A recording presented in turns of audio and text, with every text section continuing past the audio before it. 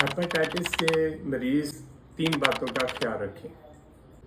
पहले नंबर पे तो डॉक्टर जो है वो डिस्पोजेबल किट का इस्तेमाल करेगा, दूसरे पेशेंट को ना लगे और वो वेस्ट हो जाए। साथ ही वो ग्लव्स का इस्तेमाल करेगा, डिस्पोजेबल गिलास वगैरह जो भी ज़रूरी है वो डॉक्टर इस्तेमाल करेगा। दूसरे नंबर पे पेशेंट की रिपोर्ट नेगेटिव होना ज़रूरी है। अगर आप रिपोर्ट लेके आते हैं, डॉक्टर देखेगा, अगर नेगेटिव है तो उसके ऊपर वर्किंग होगी, उसके मुताबिक पेशेंट का ट्रीटमेंट किया जाएगा।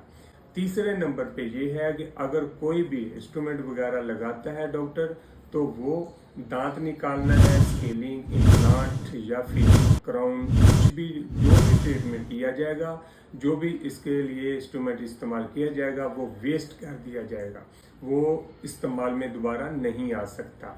ये 3 बातों का ख्याल रखें। कोई भी आपने क्वेश्चन करना हो तो नंबर पे रब्ता कर सकते हैं या हमारे क्लिनिक पे विजिट कर सकते हैं।